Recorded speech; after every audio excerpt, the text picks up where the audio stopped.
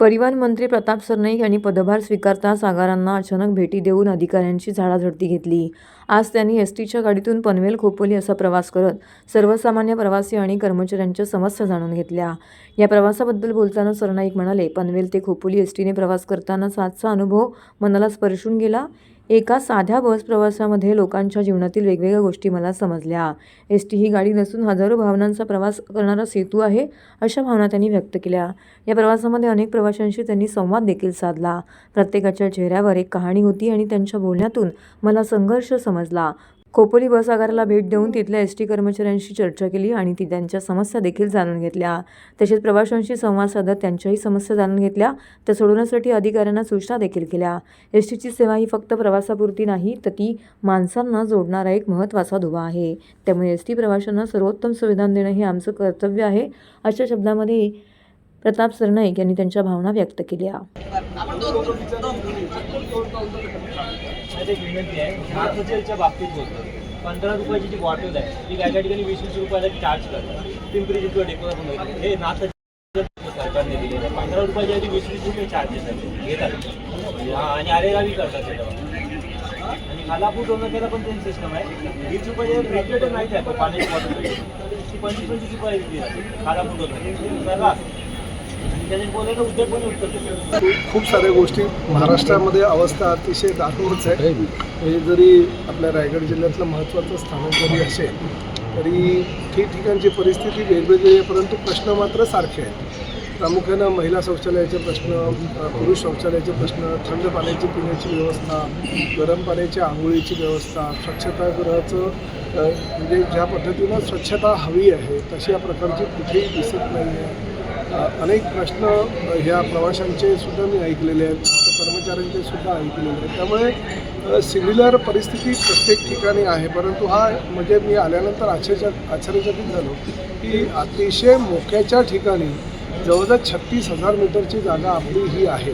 त्यापैकी 34,500 मीटर जागा ही आपल्या ताब्यात आहे. 1,500 मीटर जागा अजूनपर्यंत ताब्यात आलेली नाही असं त्यांचं म्हणणं आहे. आणि BOT तत्वावर हे जे एसटी स्थानक आहे ते दिलेलं आहे ठेकेदाराला, परंतु त्याबाबतीत जी माहिती मी आता घेतो आहे, परंतु UDCPRचा जो नियम आला आहे आता वर्षभरापूर्वी जे मुख्यमंत्री एकनाथ शिंदे साहेबांनी नगरविकास मंत्री त्यांच्याकडे ती जबाबदारी होती, त्यामुळे UDCPRच्या तरतुदीनुसार प्रत्येक मोठ्या भूखंडावर अतिशय चांगल्या प्रकारचा FS आहे. म्हणजे काही ठिकाणी तर मी जर तो वापरू शकत नाही एवढा FS दिला जातो. या ठिकाणी काही अडचणीसुद्धा निर्माण झाल्यात असं मला आमच्या अधिकाऱ्यांनी सांगितले की एअरपोर्ट ऑथॉरिटीनं हाईट रिस्ट्रिक्शन ठेवलेलं आहे, त्यामुळे परमिशनसुद्धा उंचीच्या इमारतीला मिळाली नाही. तर त्या सगळ्या ज्या समस्या आहेत ते बघून मी पुढल्या महिन्यामध्ये ह्या ठेकेदार, आमचे संबंधित अधिकारी आणि त्यांच्या काही अडचणी आहेत का ह्या संदर्भात एक बैठक आमच्या मंत्रालयामध्ये लावू आणि काही रिवाईज करू प्लॅन. कारण जुने जे प्लॅन झालेले आहेत ते मला कुठल्याही प्रकारे माझ्या बुद्धीला न पडणारे प्लॅन आहेत. म्हणजे बऱ्याच ठिकाणी परिवहनचा फायदा कमी, परंतु ठेकेदार किंवा बिल्डरांचा फायदा जास्त, अशा प्रकारचे ते प्लॅनिंग केलेले आहे. तशी परिस्थिती इथे तर नाही ना, हे सुद्धा मला बघावं लागणार आहे. जास्तीत जास्त भविष्यामध्ये 60 वर्ष जर आपल्याला BOT तत्वावर किंवा PPP तत्वावर जर ह्या सेवा डेव्हलपरकडनं किंवा ठेकेदाराकडनं जर बनवून घ्यायच्या असेल तर 60 वर्षाचा विचार करून करावा लागेल. आत्ताचा विचार करून चालणार नाही. मी अधिकाऱ्यांना ही सुद्धा माहिती आता दिलेली आहे की जरी BOTवर ठेकेदारात दिलं असेल तरी लोकांच्या ज्या सुविधा म्हणजे पिण्याचं पाणी, प्रत्येकजण काय बिसलरी विकत घेऊ शकत नाही, मिनरल वॉटरची बॉटल तो विकत घेऊ शकत नाही. त्यामुळे त्यांना थंड पिण्याचं पाणी, आमचे जे एसटी कर्मचारी नाईट शिफ्ट करतात त्यांना आंघोळीसाठी किमान गरम पाण्याची व्यवस्था, त्यांना व्यवस्थित झोपायला गादी किंवा बंग बेड, उशा, चादर, ह्या गोष्टी, पंखे, लाईट, ह्या गोष्टी सामान्य प्रश्न आहेत. ते काही मोठेही नाही आहेत की लगेच करू शकणारे असे प्रश्न आहेत, ते आधी द्या.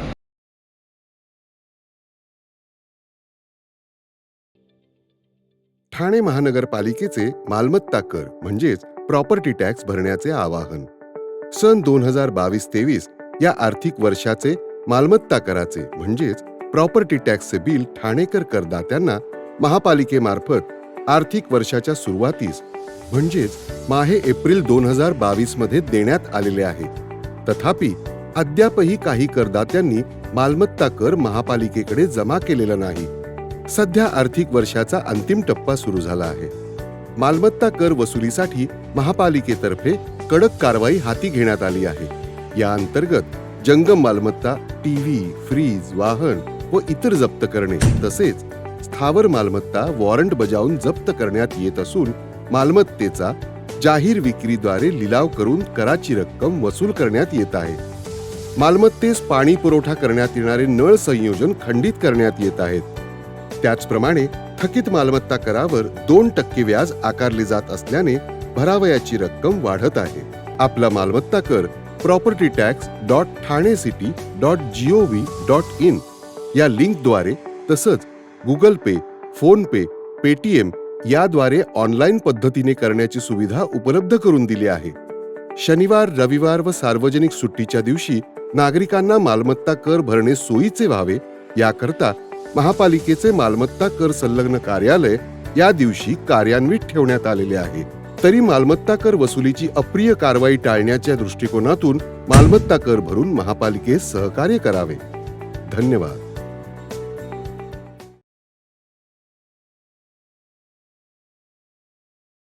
ठाण्यात प्रथमच होणाऱ्या गृहनिर्माण संस्थांच्या महाअधिवेशन ठाण्यामध्ये 27 ते 29 डिसेंबर या कालावधीमध्ये होत असलेल्या अधिवेशनाला सहकार विभाग आणि ठाणे जिल्हा हाऊसिंग फेडरेशनचं संयुक्त उपक्रम असलेले हे महाअधिवेशन व प्रदर्शन ठाण्यातील उपवन तलाव परिसरातील भव्य मैदानामध्ये होत आहे. या कार्यक्रमाला या ठिकाणी आज आमदार संजय केळकर त्याचबरोबर आमदार प्रताप सरनाईक यांनी उपस्थित राहून या कार्यक्रमाचा शुभारंभ केला. या महाअधिवेशनामध्ये गृहनिर्माण संस्थांचे रखडलेले पुनर्विकास प्रकल्प, स्वयंपूर्ण विकासाच्या समस्या, अर्थसहाय्य यांसह पाळीव श्वान व प्राण्यांविषयी नियमावली आणि सहकार कायद्यात बदल, सोसायट्यांच्या वेगवेगळ्या समस्या, अडचणींवरती मार्गदर्शन करून त्या संदर्भात ठराव करण्यासाठी शासनाकडे पाठपुरावा करण्यात येणार असल्याचं सीताराम राणे यांनी सांगितलं. यामध्ये वेगवेगळ्या प्रकारचे स्टॉल्स देखील लावण्यात आलेले आहेत. तर या सर्व स्टॉल्सला उद्घाटनानंतर उपस्थित मान्यवरांनी भेट दिली. 3 दिवसीय महाअधिवेशनामध्ये सहकारी गृहनिर्माण संस्थांचे 30,000 प्रतिनिधी उपस्थित दर्शवणार असल्याचा दावा यावेळी सीताराम राणे यांनी केला आहे. तर या कार्यक्रमाचं उद्घाटन आमदार संजय केळकर यांच्या हस्ते संपन्न झालं. यावेळी राज्याचे परिवहन मंत्री प्रताप सरनाईक यांनीही या उत्सवाला भेट दिली आणि त्यांचं भरभरून कौतुक केलं. उपस्थित मान्यवरांचं सीताराम राणे यांनी स्वागत केलं.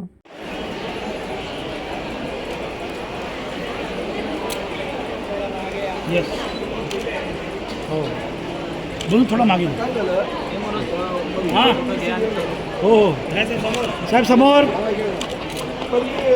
देसाई राणे साहेब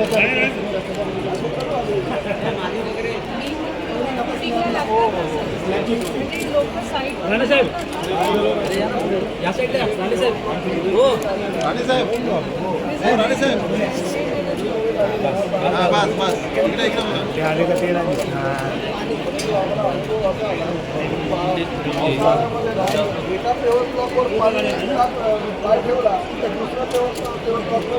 हाऊसिंग फेडरेशनचं मी खरं म्हणजे फार अभिनंदन करेन. हाऊसिंग फेडरेशन जे गेली अनेक वर्ष सीताराम राणे यांच्या नेतृत्वाखाली हे चालू आहे.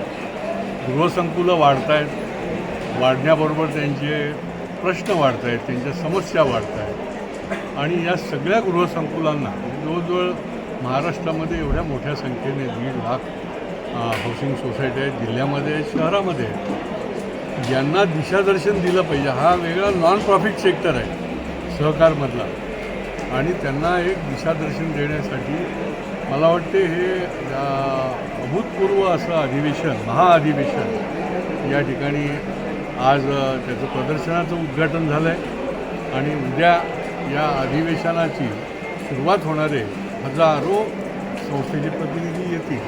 हे फार मोठं काम आहे. मी सीताराम राणे आमचे अतिशय जवळचे मित्र यांना खूप खूप मनापासून शुभेच्छा देतो. अतिशय चांगला उपक्रम त्यांनी या ठिकाणी राबवला आहे आणि प्रामुख्यानं या शिवाजीनगरच्या मैदानावर हा उपक्रम राबवत असताना फक्त ठाणे महापालिका क्षेत्रातीलच नव्हे तर ठाणे जिल्ह्यातील व आसपासच्या परिसरातील लोकंसुद्धा या ठिकाणी भेट द्यायला येत आहेत. माझे अतिशय जवळचे सहकारी संजय केळकर साहेबसुद्धा या ठिकाणी आलेले आहेत आणि ते सुद्धा आपल्या भावना व्यक्त करतात. परंतु एक गोष्ट मात्र नक्की की प्रदर्शन हे जे भरवलं आहे त्यामध्ये विविध उपक्रम त्यांनी राबवले, विविध स्टॉल आहेत आणि मला माझ्या मतदारसंघामध्ये म्हणजे मी राज्याचा जरी मंत्री असेल तरी माझ्या मतदारसंघातल्या सोसायट्यांना सोलरच्या माध्यमातून जी काही प्रोव्हिजन करायची असेल त्यासाठी सोलर पॅनल उपलब्ध करून देण्याचा माझा मानस आहे आणि त्याचबरोबर आपण बघताय की या ठिकाणी ही मशीन आहे, ही चार्जिंग स्टेशन आहे म्हणजे एक साधारण 25,000 ते 30,000 रुपयाला ती मशीन मिळते आणि त्या मशीनच्या माध्यमातून दिवसाला एक 7 ते 8 ज्या गाड्या आहेत त्या तुम्ही चार्ज करू शकता. म्हणजे एखाद्या सोसायटीला जर समजा 4 ते 5 जरी मशीन मिळालं म्हणजे 1.5 लाखाचा जरी खर्च तुम्ही 1.5-2 लाखाचा केला तरी त्या सोसायटीला एक आपण प्रोत्साहन देऊ शकतो की बाबा तुम्ही इलेक्ट्रिक गाड्याच खरेदी करा. कारण शेवटी डिझेल आणि पेट्रोलच्या वाहनांची संख्या वाढत चालली आहे त्यामुळे पर्यावरणाचा फार मोठ्या प्रमाणात त्रास होतो आहे. मी प्रथमतः हे सांगेन की मी जिल्हा उपनिबंधक म्हणून ठाण्यामध्ये काम करायला गेल्या 1.5 वर्षापासून सुरुवात केली. तर आपले ठाणे शहराचे माननीय आमदार केळकर साहेब यांचा नेहमीच पाठपुरावा असतो प्रत्येक हाऊसिंग सोसायट्यांच्या प्रश्नामध्ये आणि राणेसाहेब हे खूप हिरिरीने ह्या सगळ्या गोष्टी करत असतात. जसं ठाणे जिल्ह्याचं ऑर्गनायझेशन होतं आहे तसं हाऊसिंग सोसायट्यांची संख्याही वाढते आणि त्याचबरोबर त्यांचे प्रश्नही वाढतात. तर अशासाठी आम्ही मागे एक हाऊसिंग अदालतसारखी उपक्रम आयोजित केलेले होते.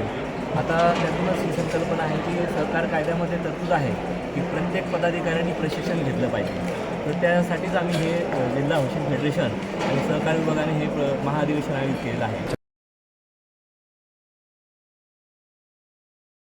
तिसऱ्यांदा बहुमताने विधानसभेवर निवडून आलेले ठाणे शहराचे जनसेवक भाजपा आमदार संजय केळकर यांचा चंदनवाडी स्वामी समर्थ परिवाराकडून भव्य सत्कार करण्यात आला.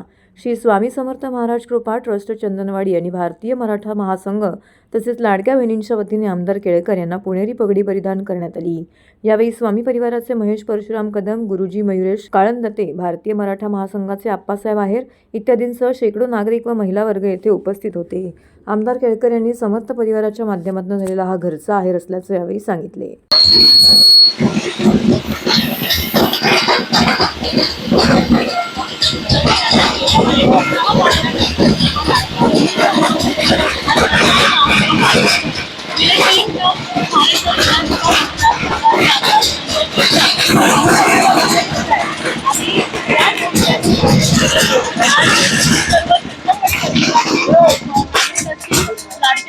आणि त्याच्या षटकांच्या आतषबाजीमध्ये हा वृद्ध सन्मान सोहळा सन्माननीय आदरणीय लाडके आमदार कार्यकर्ते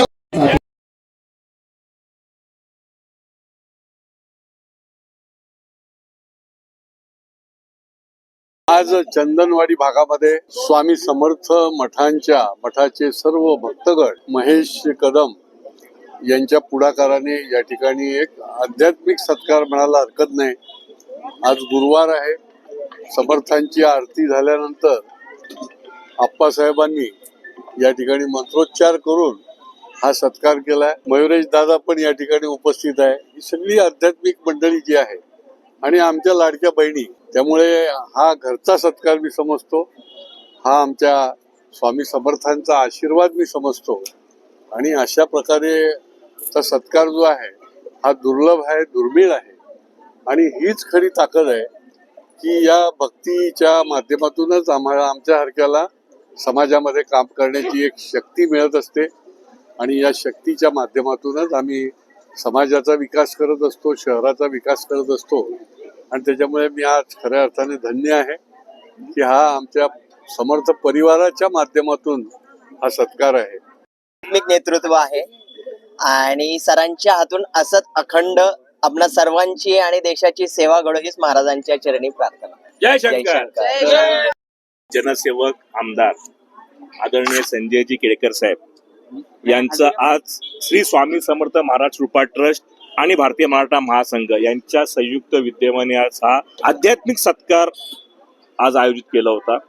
मला आनंद आहे की ज्या व्यक्तीने आपली पूर्ण 4थी टर्म आमदारकीची आहे, पण मी याला पूर्णपणे म्हणजे अनुभवी व्यक्ती आहे की तिकीट जाहीर झाल्यापासून 23च्या निकालापर्यंत चेहऱ्यावरती कुठेही दडपण नसलेलं उमेदवार म्हणजे आदरणीय संजयजी केळकर साहेब.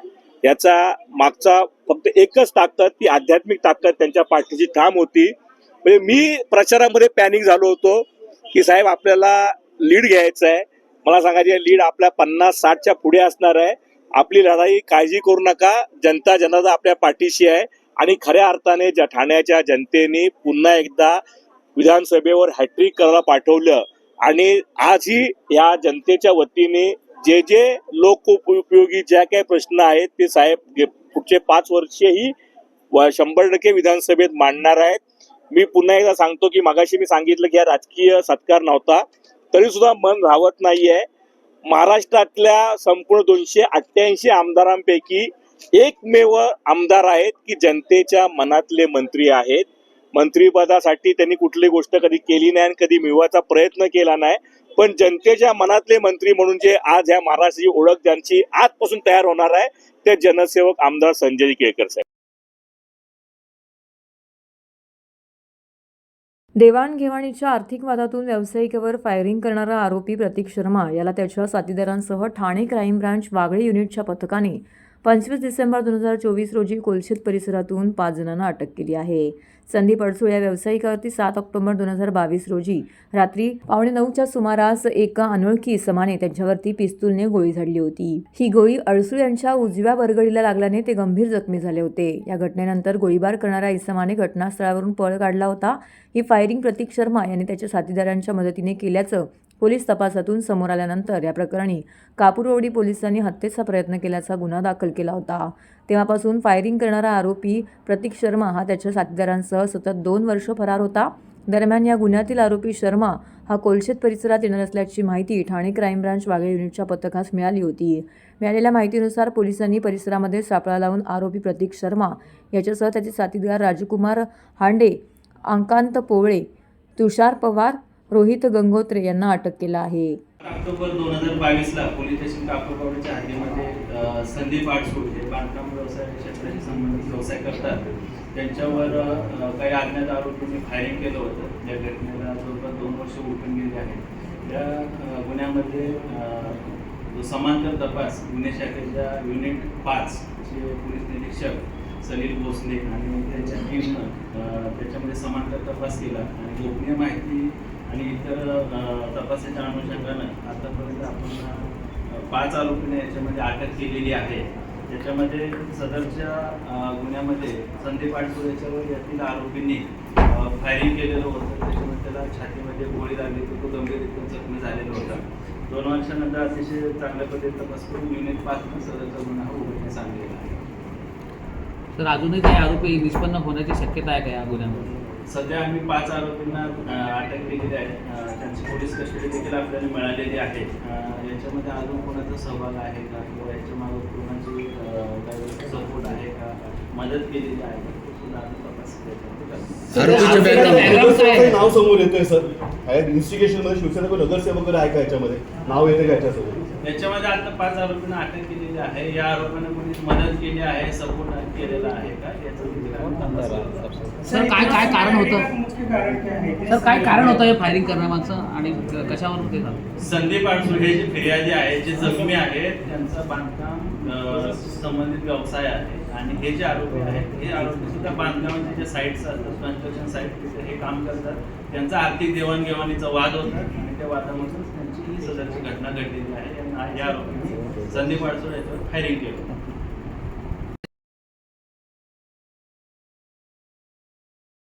भारतीय जनता पार्टी प्रभाग क्रमांक 11 व नगरसेवक कृष्णा दादू पाटील, नंदा कृष्णा पाटील, जिल्हा सरचिटणीस सचिन दादू पाटील यांच्या संयुक्त विद्यमाने ठाणे महानगरपालिका उथळसर आरोग्य केंद्रातर्फे माजी पंतप्रधान भारतरत्न स्वर्गीय अटलजी वाजपेयी यांच्या 100व्या जयंतीनिमित्त महिलांसाठी ब्रेस्ट कॅन्सर अवेअरनेस व मोफत मॅमोग्राफी शिबिराचं आयोजन करण्यात आलं होतं. हे शिबिर सकाळी 10 ते दुपारी 2 वाजेपर्यंत नगरसेवक जनसंपर्क कार्यालय जरीमरी मंदिर शेजारील गोकुळनगर ठाणे येथे आयोजित करण्यात आलं होतं. या शिबिराचा प्रभाग क्रमांक 11 मधील महिलांनी मोठ्या संख्येने उपस्थित राहून लाभ घेतला. तसेच आरोग्यविषयक तपासणी देखील करून घेतली. सदर कार्यक्रमाला ठाणे शहर विधानसभेचे आमदार भाजप नेते संजय केळकर, आमदार निरंजन डावकरे, जिल्हा अध्यक्ष संजय वागुले, भारतीय जनता पार्टी प्रभाग क्रमांक 11 व नगरसेवक कृष्णा दादू पाटील, नंदा कृष्णा पाटील, जिल्हा सरचिटणीस सचिन दादू पाटील व इतर मान्यवर पदाधिकारी, कार्यकर्ते, बंधू भगिनी मोठ्या संख्येने येथे उपस्थित होते. अटलजींच्या जन्मशताब्दीच्या निमित्ताने सप्ताह चालू आहे, म्हणजे 25 डिसेंबरपासून ते पुढे चालूच आहे. आज आमच्या ज्येष्ठ नगरसेविका नंदाताई पाटील, कृष्णा पाटील आणि भारतीय जनता पार्टीचे सरचिटणीस सचिन पाटील यांच्या पुढाकाराने या संबंध प्रभागामध्ये हे मेमोग्राफीचं पण शिबिर घेतलेलं आहे. महापालिकेची या गाडीच्या माध्यमातून, त्या यंत्रणेच्या माध्यमातून हे कॅन्सरचं देखील तपासणी त्या निमित्ताने होते आहे आणि खूप मोठा प्रतिसाद महिलांचा तपासणी करता आहे. या माध्यमातून एक निश्चितपणे फायदा होत असतो. मग मेडिकल चेकअप असो, मेडिकल कॅम्प असो किंवा अशा चेकअपमुळे वेळेवर आपल्याला निदान होतं आणि मग औषधोपचार करताना त्याचा उपयोग होतो. अशा प्रकारचे अनेक सामाजिक आणि आरोग्यकारक उपक्रम हे अटलजींच्या जन्मशताब्दीच्या वर्षानिमित्ताने ठिकठिकाणी भारतीय जनता पार्टीतर्फे सुरू आहे. शिबिर म्हणजे अटल बिहारी वाजपेयी माजी पंतप्रधान भारतीय जनता पार्टी ठाणे यांच्या 100व्या जयंतीनिमित्त मेमोरी व्हॅनद्वारे कॅन्सर तपासणी शिबिर आयोजित केलेलं आहे. या शिबिराला उत्तम असा प्रतिसाद मिळत आहे आणि या शिबिराला सन्माननीय जनसेवक आमदार केळकर साहेब यांनी भेट दिलेली आहे. त्याबद्दल त्यांचंही अभिनंदन.